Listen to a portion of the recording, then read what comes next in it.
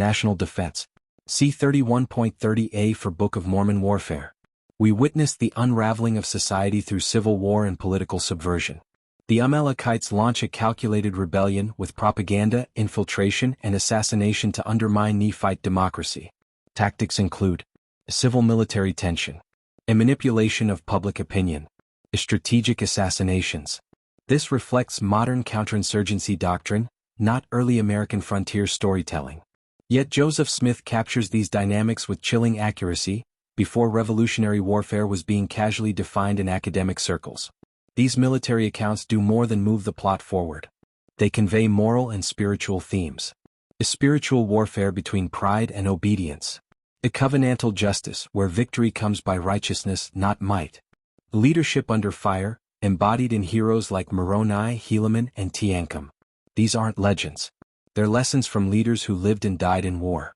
To better understand the astonishing military environment presented in the Book of Mormon, let's look at 5 key battlefield features touched on earlier. Each reveals the brilliance of the abridgment and highlights the unlikelihood that Joseph Smith, young, untrained, and pressed for time, could have invented them. 1. Fortification systems. The Book of Mormon describes earthworks, palisades, and defensive towers with remarkable precision. While it's not impossible that Joseph had some vague knowledge of such defenses from local stories or frontier life, the level of strategic detail, planning, and execution described in the text goes far beyond casual familiarity. Given the rapid pace of translation and number of pages and authors between accounts and days of previous translations, the evidence builds that Joseph is no more than a translator of source material from a different era, accompanied by a competent scribe. This suggests access to a much deeper source, the lived experience of the ancient authors themselves. 2. Tactical maneuvers. Are specific to the battlefront and not simply a generic application which builds the tension of the abridgers as witnesses for clarity.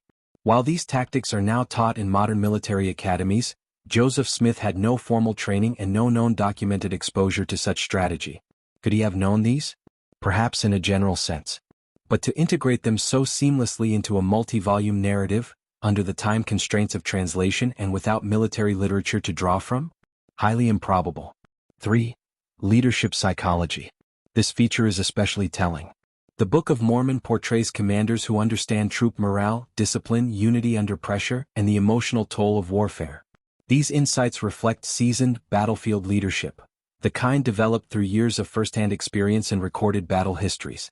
Joseph's ability to articulate such deep leadership principles likely came not from life, but from the very record he was translating, a witness to the spiritual and emotional weight of command. Watch 31.30c.